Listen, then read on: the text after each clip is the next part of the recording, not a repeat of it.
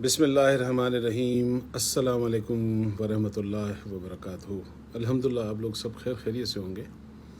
नाजरीन, आज का सबसे बड़ा सवाल जो कि तमाम लोग या तो एक दूसरे से कर रहे हैं या डॉक्टर्स से कर रहे हैं कि ऐसा क्या खाएं कि हमारी इम्यूनिटी बढ़ जाए और हमारी सेहत बेहतर हो जाए। तो कोरोना आज नहीं कल तो इंशाल्लाह गुज़र जाएगा, लेकिन उसके बाद क्या होगा। और सबसे अच्छी बात क्या है, बहुत सारी चीज़ों का जिन्हें आप बहुत अच्छा कह सकते हैं उनका भी पता चला, क्योंकि हमेशा अंधेरे में रोशनी ज़्यादा दिखाई देती है। तो इसी तरह कोरोना में भी बहुत अच्छी चीज़ों का पता चला। उन सब चीज़ों का तो आज मैं शायद ज़्यादा उस पर डिस्कस नहीं कर सकूं, लेकिन एक जो चीज़ पता चली वो है आपकी इम्यूनिटी। सबसे पहले तो ये देखना चाहिए ये है क्या चीज़, जिसके लिए आज दुनिया के तमाम डॉक्टर्स उनका ताल्लुक़ किसी भी फील्ड से हो, चाहे वो हर्बलिस्ट हैं, चाहे वो एलोपैथिक के डॉक्टर हैं, होम्योपैथिक के डॉक्टर हैं, नेचुरोपैथी के डॉक्टर्स हैं, यानी कि दुनिया में जिस फील्ड से भी वो पढ़े हैं वो इस पर ज़ोर दे रहे हैं कि आप वो तमाम चीज़ें करें जिससे आपकी इम्यूनिटी बढ़ जाए। अच्छा, अब अल्लाह ताला ने एक निज़ाम तो आपके अंदर रखा है, वो इम्यून सिस्टम, बल्कि आम लोगों के लिए मैं इस तरह कहूँगा कि एक ऐसा सिपाही आपके जिस्म में मौजूद है जो आपकी बीमारियों से लड़ता है। देखना ये पड़ेगा कि उस सिपाही को आपने कितना स्ट्रॉन्ग रखा है। अगर वो आपका वीक है तो ज़ाहिरी बात है हर बीमारी उसे आकर चमाट मारेगी। तो अल्लाह ताला ने इसके लिए हमें क्या रहनुमाई की है कुरान और हदीस में कि ऐसा हम क्या करें कि कम से कम हम बीमार ना हो। और सेकेंडली, हमारी उम्र, अगर आप हमारी उम्रों पे आज के दौर गौर करें तो वो बहुत ज़्यादा 60, 70 या पुराने लोग अगर हैं बचे हुए तो शायद इससे थोड़ी सी उम्र ज़्यादा पालें। तो ऐसा क्या निज़ाम था उन लोगों का जो 100 साल की उम्र जीते थे, और आज भी मैं आपको बताऊंगा ऐसी जगह हैं जहां पर लोग 120 साल की ज़िंदगी बड़ी अच्छे तरीके से गुजार रहे हैं, बल्कि कुछ लोग तो 140 पर भी पहुंच जाते हैं। उस पर हम बाद में आएंगे। क्या वो तरीके हैं जो हमें अच्छी सेहत दे सकते हैं। और वैसे भी अल्लाह ताला हम तमाम लोगों को तमाम बीमारियों से शिफा दे, लेकिन जब हम ये दुआ करते हैं कि अल्लाह ताला हमें शिफा दे और तमाम जितने भी मराइज़ हैं उनसे, उन बीमारियों से दूर रखें, तो फिर अल्लाह के निज़ाम को देखना भी तो बहुत ज़रूरी है। सिर्फ ये कह देना काफ़ी नहीं है। इसमें कोई शक नहीं है कि शिफा किसी भी डॉक्टर के हाथ में नहीं है। आप दुनिया की बेहतरीन दवाई तो बना सकते हैं, लेकिन उसमें शिफा नहीं डाल सकते हैं। डॉक्टर ईसा जितनी भी अच्छी दवाई बना ले, मैं किसी को शिफा नहीं दे सकता, मैं अपना नज़ला सही नहीं कर सकता जब तक मेरा रब नहीं चाहे। और ये उसकी किताब में लिखा है, सूरह शोरा की अगर आप 80 नंबर आयत पढ़ेंगे तो अल्लाह जिसे शिफा दे। लेकिन निज़ाम को समझना ज़रूरी है ताकि हम मिनिमाइज़ कर सकें उन बीमारियों को और अपनी जो लाइफ स्टाइल है उसको बेहतर कर सकें। क्योंकि अल्लाह ने ये दुनिया में जो कुछ बनाया है वो बेमकसद नहीं है। अगर हम गौर कर लें, सूरह अंबिया अगर उठा लें आप, 21 सूरह है ये कुरान में, सूरह अंबिया जो है उसकी आयत नंबर आप 16 और 17 ये देखिएगा, आपको बड़ा मज़ा आएगा। क्योंकि हम अंडरस्टैंडिंग के साथ जब इसको पढ़ते हैं तो आपको ज़्यादा समझ में आता है। तो सूरह अंबिया की 16 नंबर आयत में अल्लाह ताला कहते हैं क्या तुम ये समझते हो कि ये जो ज़मीन और आसमान के बीच में जो कुछ भी हमने बनाया, आपको बनाया, मुझे बनाया, इस कायनात में बहुत कुछ बनाया, तो अल्लाह यहाँ सवाल उठा रहे हैं, क्या ये जो ज़मीन और आसमान के बीच में जो कुछ हमने बनाया, क्या ये तमाशे के लिए बनाया? 17 नंबर आयत में, क्या ये सब तमाशे के लिए बनाया? और अगर ये तमाशा करने का हम इरादा कर लेते तो क्या मेरे आसमान पे जगह कम थी? तो अल्लाह यहाँ गौर करने की बात कर रहे हैं कि ये जो زمین اور آسمان کے بیچ میں، اور سب سے بہترین جو اس کی تخلیق ہے وہ تو انسان ہے. اور انسان کی تخلیق نے اس نے کیا کیا بنایا، اس پر بھی ہمیں غور نہ کرنا پڑے گا. اور آج کیونکہ سبجیکٹ ہمارا صحت ہے اور ہماری زندگی، ہمارا لائف اسٹائل وہ کیسا ہونا چاہیے، تو کیا اللہ 6 فٹ کا انسان بنا کر اس کے کھانے پینے کی رہنمائی کرنا بھول گیا؟ کیا نبی کریم صلی اللہ علیہ وآلہ وسلم نے ہمیں کھانے پینے کے طریقے، جینے کے انداز نہیں بتائیں؟ دنیا کا یہ واحد مذہب ہے جو آپ کا بچہ پیدا ہوتا ہے یہاں سے اس کا آغاز ہوتا ہے اور آپ کے مرنے تک آپ کو گائیڈ کرتا ہے. تو سب سے نمبر 1 جو آپ اور مجھے خیال رکھنا ہے وہ ہے سورہ بقرہ کی. آپ چاہیں تو یہ آیتیں لکھ سکتے ہیں اور ان کو آپ نوٹ کر لیں تاکہ آپ خود بھی پڑھیں اور اس کو ویریفائی بھی کریں. ویریفائی کرنے کے بعد آپ کو زیادہ مزہ آتا ہے کہ آپ نے ادھر ادھر کی کہیں بات تو نہیں کر دی، تو اس لیے آپ اس کو تصدیق ضرور کیا کریں. سورہ بقرہ کی 172 نمبر آیت ہے. یہاں اللہ تعالیٰ کہتے ہیں کہ ایمان والو، پاک اور حلال چیزیں کھاؤ جو ہم نے اتاری ہیں. ظاہری بات ہے اللہ تعالیٰ نے اتاری ہیں. تو کیا جملہ ہے؟ طیب اور حلال. سب سے پہلے تو ہمیں یہ غور کرنا ہے کہ ہم جو کھا رہے ہیں کیا یہ سب طیب اور حلال ہے؟ آپ کا مائنڈ 2 حصوں میں ڈیوائیڈ ہو جائے گا. ایک حصے میں ڈیوائیڈ ہو جائے گا بھائی حرام کے کمائے ہوئے مال سے جو ہم کھاتے ہیں وہ حلال نہیں ہو سکتا، جبکہ ہم کھا بھی وہ رہے ہیں زیادہ. مطلب اگر آپ برا نہ مانیں، اگر کوئی آدمی رشوت لے کر گوشت حلال سمجھ کے کھا رہا ہوگا تو کھا رہا ہوگا، اور کوئی سمجھ کسی کا حق مار کر، اگر میں ایک ڈاکٹر ہوں اور اگر میں اپنی دوائی میں ملاوٹ کر رہا ہوں تو میرا خدا مجھ سے پوچھے گا. اور کیا میں اپنے گھر میں وہ پیسے لا کر بچوں کو کھلا رہا ہوں، کیا وہ حلال کہلائیں گے؟ تو ایک نظریہ تو جو ہے آپ کو اس پر فوکس کرنا ہے کہ جو ہم کھا رہے ہیں کیا وہ حلال ہے اور طیب ہے. ایک تو یہ ہو گیا. نمبر 2، کیا ساری کھانے والی چیزیں حلال کے ساتھ طیب بھی ہیں؟ کیونکہ یہاں ورڈ 2 آئے ہیں، حلال اور طیب. ایک چھوٹی سی مثال دیتا ہوں. ایک ہے دیسی مرغی، ایک ہے فارمی مرغی. سچ بتائیے کیا دونوں ایک برابر ہیں؟ فارمی مرغی کی کبھی اذان بھی نہیں سنی ہوگی آپ نے. تو بیسیکلی اس کو کھلائے جانے والے جو کیمیکلز ہوتے ہیں، جو یہ چھوٹا سا بچہ 45 ڈیز کے بعد اتنی بڑی مرغی بن جاتا ہے، تو اس میں کیمیکل تو ایڈ ہیں، اس لیے وہ حلال تو ہے. طیب کا مجھے پتہ نہیں، علماء دین سے پوچھیے گا. لیکن غور کرنا ہم مسلمانوں کا فرض ہے. اسی طرح اگر آپ فریش فروٹ کا جوس پیتے ہیں اور مارکیٹ سے بنے بنائے جوس لیتے ہیں جو 6 8 مہینے پڑے ہوئے خراب بھی نہیں ہوتے ہیں، تو یہ حلال تو ہو سکتے ہیں. کیا یہ طیب بھی ہیں؟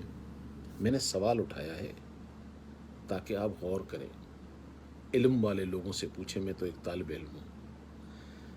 کیا گھر میں آپ جو چیزیں لاتے ہیں کھانے پینے کی، ان چیزوں کے اوپر ہم نے کبھی غور کیا ہے کہ ہم جو یہ گھر میں چیزیں لاتے ہیں جس میں آپ کی تمام اشیاء، آپ کے گھر میں آنے والی سفید چینی ہو، آپ کے گھر میں آنے والا باہر کا گھی اور تیل ہو، ان تمام چیزوں پر غور کیجئے کہ یہ سب کیا ہیں. کیونکہ دیکھیں جب ہم کپڑے خریدتے ہیں نا، یا آپ جوتا خریدتے ہیں، تو آپ غور تو کرتے ہیں، ایک دکان پہ نہیں، دوسرے پہ نہیں، تیسرے پہ نہیں، چوتھے پہ نہیں. تو بھائی یہ تو باہر آپ نے پہننا ہے، کپڑے باہر، جوتے باہر، جتنا آپ نے خریدنا ہے یہ سب باہر ہے. وہ جو آپ کھائیں گے وہ آپ کے جسم کے اندر جا رہا ہے. اللہ نے آپ کو مٹی سے بنایا، یاد رکھیے گا، اور اس مٹی میں جو ڈالیں گے وہ اگے گا ضرور. اچھا کھائیں گے تو اچھا اگے گا، برا کھائیں گے تو برا اگے گا. تو نمبر 1 تو یہ ہو گیا کہ ہم اپنے گھر میں لانے والی تمام اشیاء پر نظر رکھیں. اور مجھے یقین ہے اگر آپ اتنا ہی غور کر لیں جتنا ہم کپڑوں پہ خریدتے وقت غور کرتے ہیں تو شاید. اور ویسے بھی اگر دیکھا جائے یہ جو منہ ہے ہمارا، یہ ہمارے جسم کا دروازہ ہے. آپ اپنے گھر کے دروازے میں ہر ایرے گیرے نتھو کھیرے کو تو آنے نہیں دیتے, تو اس منہ سے اترنے والی ہر چیز کو کیوں غور تو کرنا پڑے گا. نمبر 2, اللہ تعالیٰ کہتے ہیں سورہ اعراف قرآن کی 7 سورہ کی آیت نمبر 31 میں, کھاؤ پیو مگر اسراف نہیں کرو. کھاؤ پیو مگر اسراف نہیں کرو. یعنی کہ 2 چیزیں ہو سکتی ہیں, کھاؤ پیو حد سے زیادہ نہیں, یا ویسٹ نہ کرو. دونوں چیزیں ہو سکتی ہیں کہ آپ اتنا کھا لو کہ آپ کو لگے کہ شاید آپ کو دوسرے دن اب ملنا ہی نہیں ہے. اور عموماً میں کہتا ہوں, بلکہ میں کیا کہتا ہوں, بزرگ کہہ گئے, ہم نے تو کتابوں میں پڑھا کہ صبح بادشاہوں کی طرح کھاؤ, دوپہر وزیروں کی طرح کھاؤ, اور رات فقیروں کی طرح کھاؤ.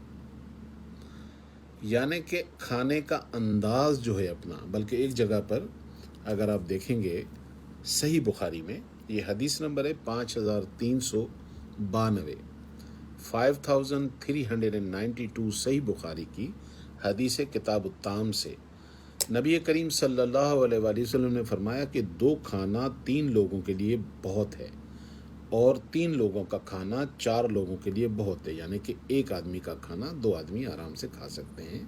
اس سے بھی ہمیں پتہ چلتا ہے کہ ہمیں اتنا کھانا چاہیے کہ پیٹ میں کم سے کم سانس لینے کی یا اس کھانے کو ہضم کرنے کی جو ایبلٹی ہے وہ بھی رہے. تو کم کھانا. 3rd نمبر, ہماری زندگی میں پانی کی کیا اہمیت ہے. اس سے اللہ تعالیٰ نے سورہ انبیاء جو قرآن کی 21 سورہ ہے اس کی آیت نمبر 30 میں لکھا ہے, آپ اسے پڑھ لیجئے گا. ہم نے ہر چیز کو پانی سے زندگی دی ہے. اب ہمارا جو پانی کا انٹیک ہے اس پر بھی آپ کو غور کرنا پڑے گا, اور خاص طور پہ ہماری نیو جنریشن جو ہے, جو ہمارے بچے ہیں ینگ, جو 16 سال کے ہیں, 15 سال کے ہیں, 17 سال کے ہیں, ان کے پانی کا انٹیک, اور شاید بڑوں کا بھی ہوگا ایج کے لحاظ سے, مطلب میں اس ڈیٹیل میں نہیں جاؤں گا اس وقت, کیونکہ ویسے ہی لوگ مجھے کہتے ہیں, ایک تو آپ بہت لمبا لیکچر کرتے ہیں, تو میں کوشش تو کر رہا ہوں بھائی کم کرنے کی. تو پانی کا انٹیک 13 سال کی عمر ہے تو کتنا ہونا چاہیے, 18 سال کی عمر ہے تو کتنا ہونا چاہیے, اب اگر آپ بڑے ہو گئے تو کتنا ہونا چاہیے. میرے حساب سے جو میں پیتا ہوں اس عمر میں وہ منیمم بھی 12 گلاس ہے. اور کیونکہ اللہ نے بنایا مٹی سے ہے, جب بھی زمین کو پانی نہیں ملے گا آپ کی فصلیں خراب ہوں گی. آپ پھر آئیں گے میرے پاس, ڈاکٹر صاحب میری 2 ٹون اسکن ہو رہی ہے, میرے بال گل رہے ہیں, آپ کے کئی کڈنی کے مسائل ہوں گے. تو آپ ان چیزوں کا خیال تو نہیں رکھ رہے ہیں, لیکن اپنی جمع پونجی ڈاکٹرز اور ہاسپٹل میں خرچ کرنے کے لیے تو تیار ہوتے ہیں, لیکن اللہ کی بتائی ہوئی چیزوں کو, کیونکہ میں نے کہا کہ ڈاکٹر آپ کا آخری آپشن ہونا چاہیے. اور ویسے بھی دیکھیں, آپ کسی بھی ڈاکٹر کے پاس جائیں تو آپ پیسے تو دیتے ہی ہیں, آپ خرچ تو کرتے ہیں. مطلب آپ اپنی ساری جمع پونجی جوانی میں جما کر بڑھاپے میں جو آپ کو کام آنی تھی وہ ڈاکٹروں کے کام آتی ہے. تو آپ اس چیز پر غور نہیں کریں گے کہ جو پیسے آپ وہاں خرچ کر رہے ہیں وہ آپ اپنے گھر میں ان چیزوں پر کیوں خرچ نہیں کر رہے ہیں جو چیزیں پیور ہونی چاہیے, صاف ہونی چاہیے. یہ کہہ دینا بڑا آسان ہے کہ جی اب تو سب ملاوٹ والی چیزیں ہیں, اب تو ملتی نہیں ہیں. اس سے بڑا جھوٹ میں نے سنا نہیں, سچی بتا رہا ہوں میں آپ کو. اللہ تعالیٰ کبھی بھی پوری زمین شیطان کو نہیں دے گا, یہ قانون ہے, یہ اللہ نے لکھا ہے. ہمیں تھوڑی ایفرٹ کرنی پڑتی ہے, تھوڑی محنت کرنی پڑتی ہے. اچھے برے لوگ ہر جگہ ہوتے ہیں. ہم یہ کہہ دیں کہ سارے ہی برے ہیں, ہم یہ کہہ دیں کہ سارے ہی اچھے ہیں, ہو سکتا ہے ایسا نہیں. دونوں کا رہنا بھی شاید لازم ہے, کیونکہ اللہ قرآن میں کہتے ہیں کہ اچھے اور برے لوگ برابر نہیں ہو سکتے. تو اب اچھے لوگ ہوں گے اور برے نہیں ہوں گے تو یہ قرآن کی آیت کا کیا کریں گے بھائی, جس میں اللہ نے لکھا ہے. اللہ اگر یہ کہہ دے سورہ رات کی آیت نمبر 2 میں کہ میں نے آسمان بنایا بغیر مدن, اب بغیر پلر کے اگر آسمان نہیں ہے تو بغیر پلر کے ہونا چاہیے. اگر کوئی اس میں پلر لگا دے گا تو پھر اس آیت کا کیا کرو گے. اس لیے ان چیزوں کا رہنا بھی ضروری ہے, کیونکہ یہ بھی قرآن کی آیات ہیں. اچھا, نمبر 4, یہ بڑی اہم آیت ہے جو آج کی سوسائٹی میں ہمیں بڑی سخت ضرورت ہے اور ایک ایک شاید ایک لائن کی بھی آیت نہیں ہے، لیکن اتنے میں بڑی پاور ہے. یہ ہے آپ کی 78 سورہ قرآن میں، 78 سورہ کی آیت نمبر 9 ہے. تمہاری نیند کو، میری نیند کو، آپ کی نیند کو اللہ کہہ رہے ہیں کہ ہم نے تمہارے لیے آرام کا سبب بنا دیا. پوری میڈیکل کی دنیا اس بات کی گواہی دیتی ہے کہ انسان جب پورا دن کام کرتا ہے، چاہے وہ گھروں میں کام کرنے والی ہماری بہنیں مائیں ہیں، یا آفیسز میں کام کرنے والی ہماری مائیں بہنیں ہیں، باہر کام کرنے والے لوگ ہیں، آفیسز میں مزدور ہیں، جو بھی ہیں، جس فیلڈ سے بھی ہیں، دن میں جب بھی وہ کام کرتے ہیں تو ان کے جسم کی توڑ پھوڑ شروع ہوتی ہے، ان کے مسلز، ان کی چیزیں ٹوٹنا پھوٹنا شروع ہوتی ہیں. یہ اللہ کا عمل ہے. جیسے ہی آپ رات کو سوتے ہو تو پھر کئی سپاہی نکل کر آپ کے ان جسم کو رفع کرتے ہیں، ان کو جوڑتے ہیں. تو جب ہم ان کو جوڑنے کا وقت ہی نہیں دیں گے، رات کو ہم سوئیں گے نہیں. اب تو ہماری میجورٹی کا یہ عالم ہے، خاص طور پہ نیو جنریشن کا، کہ وہ صبح جب فجر کی اذان ہوتی ہے تو ایک دوسرے کو بتاتے ہیں ابھی اٹھو یار، فجر کی اذان ہو رہی ہے، سونے کا ٹائم ہو گیا. یعنی کہ جو اٹھنے کا ٹائم تھا وہ ہمارا اب سونے کا ٹائم ہو گیا. تو ہمیں ارلی نائٹ سونا چاہیے. دیکھیں، زندگی تو ایک دفعہ ملی ہے، اسے جیو اور بڑے مزے سے جیو اور بڑی شان سے جیو. بیمار کسی کے بھی گھر میں خدا کی قسم اچھا نہیں لگتا.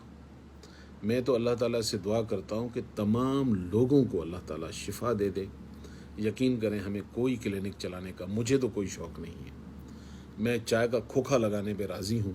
اگر اس وجہ سے بھی اللہ تمام امت کو شفا دے دے تو میں چاہتا ہوں کہ اللہ میری اس دعا کو بھی قبول کرے، کیونکہ بیمار کسی کے گھر میں اچھا نہیں لگتا. پھر اس کے بعد یہ تو وہ میں نے موٹے موٹے چند اصول بتائے ہیں. ہم نے کھانا ہے طیب اور حلال. نمبر 2 میں نے بتایا کھاؤ مگر بھائی اسراف نہیں کرو. نمبر 3 سورہ انبیاء میں نے آپ کو بتایا کہ پانی زندگی کے لیے کتنا ضروری ہے.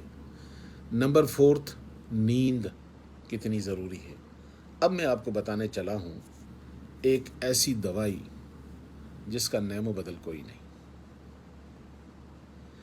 صحیح بخاری میں جائیے گا، جلد نمبر 7 ہے، کتاب المرض ہے، اور اللہ کے رسول نبی کریم صلی اللہ علیہ وآلہ وسلم کی جو یہ حدیث مبارکہ ہے 5678 5678،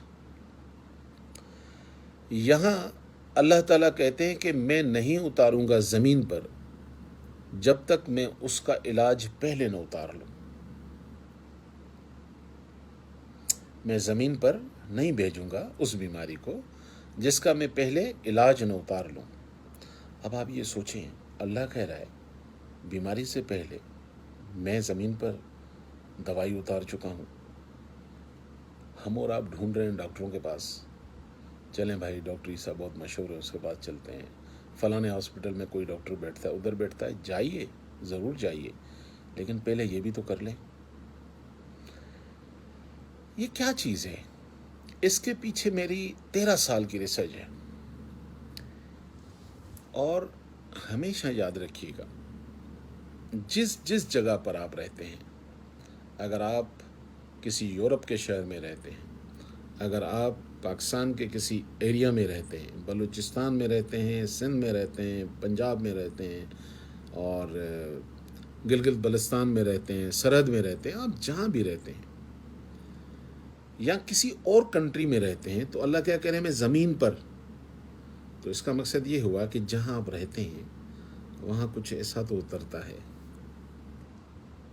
جو آپ کی بیماری سے پہلے اترتا ہے. اس کے پیچھے جو میری ریسرچ ہے ناظرین، وہ یہ ہے کہ جب بھی کوئی موسم کا پھل اتر جائے، جب بھی کوئی سبزی اتر جائے، آپ سمجھ لیجیے اب کوئی بیماری آنے والی ہے. آپ اپنی پسند اور ناپسند کی بنیاد پر اسے چھوڑ دیتے ہیں کہ میں بھنڈی نہیں کھا سکتا، مجھے کریلا پسند نہیں ہے، میں لوکی نہیں کھاؤں گا. یعنی کہ کوئی نہ کوئی بہانہ بنا کے آپ ریجیکٹ کرتے ہیں. ایک تو ہوتا ہے نا بیمار تو بیمار کے لیے تو سمجھ میں آتا ہے، ڈاکٹر کہتا ہے یہ کھاؤ یہ نہیں کھاؤ. ابھی میں بیماروں کی بات نہیں کر رہا ہوں جو بیچارے ہو چکے ہیں، ان کا پرہیز تو ہے. لیکن جو صحت مند لوگ ہیں، جو ہمارے گھروں میں ابھی ہماری نیو جنریشن ہے، یار یہ میسج ان کو تو جانا چاہیے، ان کے پاس تو پہنچنا چاہیے. ہم اپنی نسلوں کو جو آنے والی ہیں، مجھے پتہ ہے یہ جب میں پروگرام کر رہا ہوں گا تو اس کے بعد مجھے نہیں پتا میں کتنا عرصہ جیوں گا، لیکن میری کہی ہوئی بات لوگوں میں رہ جائے گی. اس لیے کہ یہ بات میری نہیں ہے، یہ بات میں اللہ اور اس کے رسول کی بتا رہا ہوں، جس کا حوالہ میں قرآن اور حدیث کا دے رہا ہوں. وہ الگ بات ہے کہ ہماری سوسائٹی میں ماشاءاللہ تنقید کرنے والوں کی بھی کمی نہیں ہے، اور یہ اللہ کا شکر ہے کہ ہم کبھی تنقید سے گھبرائے بھی نہیں ہیں. تو اللہ تعالیٰ نے ہر بیماری اتارنے سے پہلے اس کا علاج اتارا ہے. سم ٹائم کیا ہوتا ہے، میں ایک چھوٹی سی بات بتا رہا ہوں، یہ میں حدیث کیونکہ بار بار کوٹ کرتا ہوں. تو ایک صاحب میرے پاس آئے، انہوں نے کہا جناب آپ یہ حدیث بتاتے ہیں، مجھے شوگر 1 کا پیشنٹ ہوں، میری یہ شوگر ختم ہو جائے. کیا ہو جائے؟ شوگر ختم ہو جائے. میں نے کہا شوگر 1 تو مشکل ہے، شوگر 2 کے بہت سارے چانسز ہیں، اگر وہ کرائٹیریا جو میں گائیڈ کروں اس کو بھی فالو کریں. دوائی سے کام صرف نہیں چلے گا. تو یہ جب میں نے جملہ کہا تو اس نے کہا جی پھر تو آپ نے مجھے بتایا تھا بیماری سے پہلے. تو یہ بھی ذہن میں رکھیے گا کہ انسان روز سیکھ رہا ہے. اسی لیے اللہ تعالیٰ کہتے ہیں سورہ انعام 6 سورہ کی آیت نمبر 67 میں، ہر خبر کا ایک وقت مقرر ہے، جب ہوگا تو تم جان جاؤ گے.